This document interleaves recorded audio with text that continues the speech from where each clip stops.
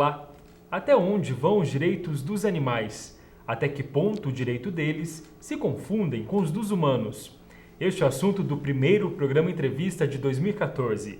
Eu recebo aqui no estúdio Daniela Marques Caramalach, vice-presidente da Comissão de Defesa dos Direitos dos Animais da Ordem dos Advogados do Brasil, seccional Mato Grosso do Sul. Olá, Daniela, bem-vinda ao programa Entrevista. Olá, muito obrigada pelo convite. Daniela, assim como os homens, os animais também têm direitos, certo? Certo. Cite pra gente os principais direitos dos animais. Hoje, os animais no Brasil são protegidos através da Lei de Crimes Ambientais, que tipifica a condição de maus tratos. Ela considera crime qualquer tipo de abuso, maus tratos e também a realização de pesquisas cruéis ou que levem a sofrimento desnecessário dos animais quando não existe um método alternativo. A pena para quem comete crime de maus tratos é de detenção de 3 meses a 1 ano e multa. É importante a gente destacar que, no direito brasileiro, quando um crime tem pena inferior a 4 anos, que é o caso do crime de maus tratos, com a condenação você pode converter a pena em prestação de serviços à comunidade. Então, hoje, na prática, nós temos que ninguém acaba sendo preso por cometer um crime de maus tratos aos animais. E isso é uma discussão que existe um projeto, agora no novo Código Penal, de aumentar a pena para o crime de maus tratos e trazer ele para o Código Penal. Mas ainda é projeto que precisa ser aprovado. Os animais, então, eles são sujeitos de direito. Hoje, eles não são sujeitos de direito. Eles são objeto de direito. Porque o direito brasileiro, ele divide os beneficiários de proteção jurídica em pessoas e coisas. Então, quem é pessoa? Além da pessoa física, a gente tem as pessoas jurídicas, são as empresas. A gente tem alguns conjuntos de bens que também são considerados pessoa. Por exemplo, quando uma empresa abre falência, a direção dela sai e aquele conjunto de propriedade que era aquela empresa, ele vira massa falida. Isso também é pessoa. Nós temos também o nascituro. O nascituro, o que é? É o bebê ainda na barriga da mãe, é o feto. Ele ainda não é sujeito de direito, mas ele é considerado um potencial sujeito de direito, que ele é uma potencial pessoa, mas ele também é protegido, então ele também é pessoa. Agora, os animais, eles são considerados bens que se movem sem ajuda do homem. Então, a qualificação jurídica deles hoje é a mesma de qualquer bem que está em comércio. Então, por isso que da mesma forma que você pode vender um carro, você comercializa um cachorro e também animais de produção ou animais que as pessoas fazem coleção, né? Pessoas colecionam pássaros. Então, hoje ele ainda não possui um status de proteção maior como seria o ideal. Antes existia. Existia. Existiu no Brasil um decreto de 1934 que foi assinado por Getúlio Vargas e ele considerava os animais como seres tutelados pelo Estado. Isso significa que os animais tinham a mesma proteção que, por exemplo, nós temos os índios que nunca tiveram contato com o homem, na Amazônia, por exemplo, né? Aqueles índios que são isolados.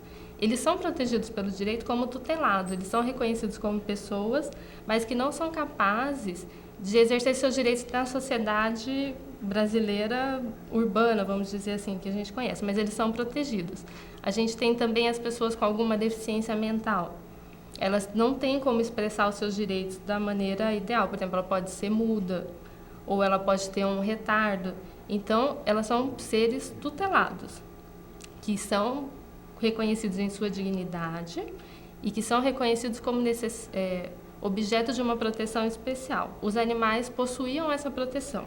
No entanto, em 1992, essa lei foi revogada no governo Collor. E a única coisa que restou como qualificação jurídica dos animais foi o Código Civil, que classifica eles como objeto. Então, apesar de hoje a gente discutir muito sobre dignidade dos animais, ser reconhecido pela ciência, pela biologia, que os animais têm memória, que os animais sentem, que eles sofrem, que eles compreendem o mundo à sua volta, ainda isso não foi internalizado pelo direito brasileiro. Vamos entrar no assunto dos maus tratos? O que é considerado maus tratos, Daniela? qualquer ação humana que cause sofrimento físico ou emocional para o animal caracteriza maus tratos. Por exemplo, uma situação que deixa bem claro isso é o abandono. Por que o abandono de um animal de estimação é considerado maus tratos? Não é apenas porque aquele animal vai passar fome, porque ele perde o seu provedor, ou porque ele não vai ter proteção da chuva ou do frio, ou porque ele não entende a sociedade, ele pode ser atropelado, e aí com isso ele vai se machucar, vai sofrer. Não é só por isso. É porque quando você resgata um animal abandonado e você leva ele para o veterinário, coloca ele numa nova casa, você vê que ele sofre de depressão. Às vezes o animal está saudável, mas ele não quer comer, ele não quer brincar, porque ele tem saudade do dono. Então, além do sofrimento físico, ele tem o sofrimento psicológico também. Quando eles sofrem muita lesão, por exemplo, o pessoal discute muito a questão das experiências, né? Eles ficam traumatizados. Isso também é abuso, isso também é maus tratos, isso também é criminalizado. Então, é bem ampla a questão. A gente teve um caso ano passado que foi bastante divulgado nas redes sociais, que foi de uma pessoa registrou uma mulher abandonando um cachorro, assim, ela parou no trânsito e tirou o cachorro do carro, e ela saiu com o carro e o cachorro correu atrás do carro e foi aquela comoção social. Aí o animal foi localizado dias depois, anotaram a placa do carro, a mulher também foi localizada. E foi muito triste você observar que quando levaram na delegacia o cãozinho, que era uma cadelinha, na verdade, e a mulher, a cachorrinha abanou o rabo e foi toda feliz. Ela não conseguia perceber que aquela pessoa tinha abandonado. Isso. Então, essa parte também dos maus tratos que é muito triste, que às vezes a gente não percebe e que acaba comovendo mais também o ser humano e acaba justificando também, enquanto ser humano, a gente a lutar por uma legislação mais rigorosa. Apesar de toda essa luta, ainda é grande o número de maus tratos, de denúncias, né? Sim. Como que a população pode estar ajudando nisso, Daniela? Eu acho que hoje a população já fala muito sobre isso, os meios de comunicação são muito importantes nisso, têm dado muito destaque, as redes sociais também são importantes e as pessoas podem ajudar denunciando quando elas sabem, quando elas têm notícia de algum fato, informando as outras pessoas também, né, passando a informação e também assim, fiscalizando o poder público, né?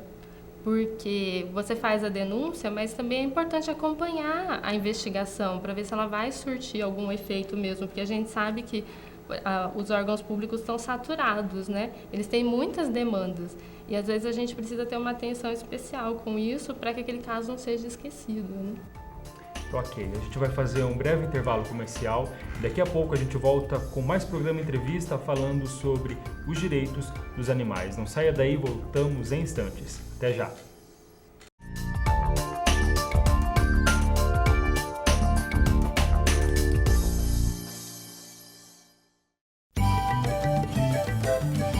Fábrica Verde apresenta Cervo do Pantanal. É o maior da América do Sul.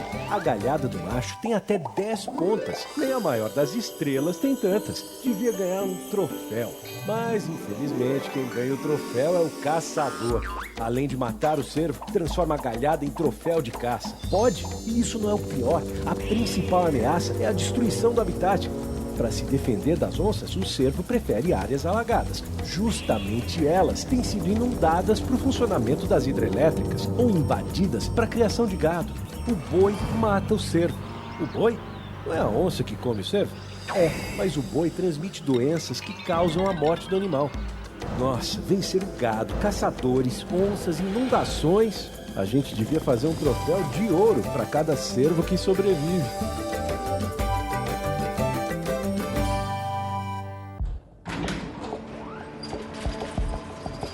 Devia ter trocado os andaimes, mas a obra não podia parar. Eu devia ter verificado melhor os tubos. Estava chovendo muito. A gente devia ter trocado os cabos do elevador, mas estava em falta. Acidentes não acontecem por acaso. Trabalho seguro é responsabilidade de todos. Programa Nacional de Prevenção de Acidentes de Trabalho. Justiça do Trabalho.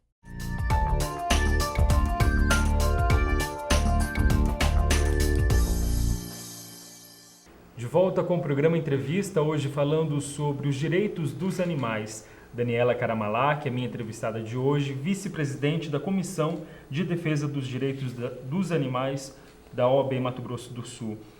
Daniela, quais as ações que podem ser propostas para diminuir o número de maus-tratos?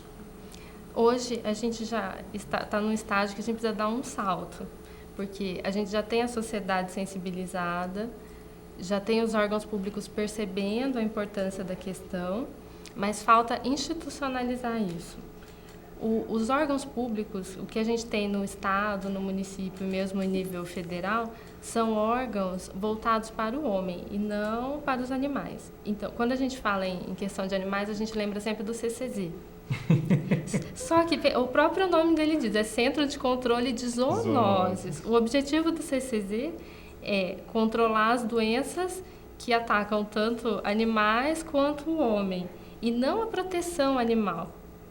Quando a gente fala em Secretaria de Meio Ambiente, a gente também tem uma preocupação em preservação, mais preocupado com o bem-estar da vida do ser humano. Os animais são protegidos porque nós nos importamos com ele, não por ele ser um bem de proteção em si. Então, existe a necessidade agora de uma secretaria que cuide da questão animal, de uma delegacia especializada em crimes contra os animais. Hoje a gente tem a delegacia que cuida de crimes ambientais e apoio ao turista, que já são 2 ramos muito grandes. E dentro dos crimes ambientais, a questão dos animais é só uma, envolvendo milhares de aspectos que envolvem a questão ambiental. Então, é claro que não tem condições eles cuidarem disso da maneira como seria necessária. Já existem cidades que têm, no Rio de Janeiro já existe uma Secretaria Municipal de Proteção Animal, em São Paulo já existe um hospital veterinário público. A gente precisa disso aqui também, da especialização dos órgãos para cuidar apenas disso, porque você conscientiza, mas às vezes a pessoa não tem a quem recorrer.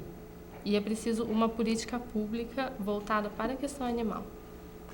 Trazendo aqui para a nossa realidade, em Mato Grosso do Sul, no ano passado, foram feitas 135 denúncias, sendo 39 casos em Campo Grande. É alto esse número para a nossa capital, Daniela? Eu acho que é baixo. Eu acredito que aconteça muito mais. Mas as pessoas não denunciam. Isso. Eu acho que esse ano já houve um nível de denúncia, um número de denúncias muito maior, porque as pessoas estão falando mais sobre isso, aprendendo como proceder, mas eu acredito que o número ainda tem a aumentar, não porque os casos tenham a aumentar, mas porque a denúncia tende a aumentar. E onde entra o cidadão nessa história? O cidadão entra denunciando, informando e também atuando junto aos órgãos públicos, em contato com o seu deputado, com o seu vereador, quando ele visita a sua municipalidade, o seu bairro, falando, olha, a gente precisa de um posto de saúde animal também, a gente precisa de pessoas sim, só que às vezes um animal é atropelado e o serviço veterinário é caro. A pessoa deixa ele sofrendo na casa dele, ela acaba sendo acusada às vezes de maus tratos, mas ela não tem informação e ela não tem condições financeiras de cuidar daquele animal também. Vamos falar de um assunto que foi muito polêmico na mídia nacional inteira, que foi o resgate dos beagles, né, que serviam de experimentação, objetos de experimento no Instituto Royal. Os cidadãos, de que forma eles agiram? Foi de forma correta, de forma correta? Como é que é a sua posição, sendo uma cidadã também, na defesa dos animais? Então, é um assunto muito polêmico. Complexo. Muito, muito, muito. Mas, assim, eu entendo que eles agiram, sim, movidos pela emoção, por tudo que eles sabiam, mas o direito penal protege a ação deles. Porque o direito penal afirma que todo aquele que tiver notícia de um crime pode agir para evitá-lo ou minimizá-lo. Se eles dizem, eu nunca vi o processo, então eu não posso dizer isso. Se eles dizem que eles têm provas de que aqueles animais estavam sendo maltratados, e se eles tiverem procurado um órgão público e a ação do órgão não tiver sido imediata e eles entendiam que eles possuíam meios de minimizar isso, de evitar que isso continuasse acontecendo, o direito os protege dessa forma. E a Unesco também resguarda esses direitos dos animais em questão da experiência, né, Daniela? Sim, por isso que a luta é pelo crescimento do uso dos métodos alternativos, né? Existem muitos países que já estão muito mais avançados que o Brasil. Acho que assim, até na imprensa as pessoas já viram aqueles, até em estudo, né? Quem faz faculdade de medicina, faculdade de veterinária, existem aqueles animais que são como se fossem próteses, né? Existem programas de computador que simulam essas situações. Existem já meios. É preciso também que o Estado ele pode, vamos dizer assim, fornecer benefícios para as empresas que investirem nisso, isenção de impostos para as empresas que optarem pelos métodos alternativos. Você tem como gradualmente substituir até eliminar esses métodos. É polêmico porque alguns cientistas entendem que não, entendem que sempre a gente vai ter produtos novos que vão precisar ser testados em animais. No entanto, as próprias pesquisas mostram que isso é controverso, porque a literatura tem, por exemplo, medicamentos que funcionaram muito bem em animais e quando foram aprovados, quando foram usados pelos homens, não funcionaram. E vice-versa. Por exemplo, medicamentos que não foram aprovados quando testados em animais e quando usados em pessoas tiveram sucesso. Então, o uso da cobaia é muito controverso. Bom, para a gente encerrar o nosso assunto, Daniela, vamos falar sobre a comissão, né, instalada aqui na OAB-MS, uma comissão relativamente nova. Sim. Explica para a gente como é que é o trabalho de vocês. A nossa comissão é nova, ela começou a atuar o ano passado, em 2013, então a gente está entrando agora no segundo ano. A gente a gente pretende fazer um trabalho de conscientização, participando de palestras, também realizando eventos abertos a toda a comunidade. A gente recebe denúncias, mas quando a gente recebe denúncia, o que a gente pode fazer é um parecer sobre a questão e encaminhar para o órgão competente, que seria ou para a DECAT, a gente poderia encaminhar para o Ministério Público Estadual ou o Ministério Público Federal. E também buscar catalisar essa necessidade de institucionalização, fazer um contato maior com os órgãos públicos, com os nossos representantes, levar para eles essa demanda da sociedade e tornar a proteção aos animais mais efetiva e mais concreta do que ela é hoje. E também lutar por uma legislação mais afirmativa. Então, boa sorte para vocês nessa luta pela defesa dos animais. Muito obrigada. Tá certo, Daniela. Obrigado pela sua participação. Foi muito válido a sua presença aqui, esclarecendo esse assunto tão complexo, né? E por vezes polêmico. Muito. Eu agradeço em nome da nossa comissão, em nome da Ordem dos Advogados do Brasil, do nosso presidente, Dr. Júlio, a oportunidade. Quero parabenizar a instituição, a universidade, o jornalismo, não só pelo trabalho em si, mas por dar espaço para um tema tão interessante. E sinta-se à vontade para voltar. Obrigada. Eu conversei com Daniela Marques Caramalach, vice-presidente da Comissão de Defesa dos Direitos dos Animais, da OAB-MS. O programa Entrevista está terminando, mas não deixe de acompanhar toda a nossa programação. TVU tem muito mais para você. Tchau!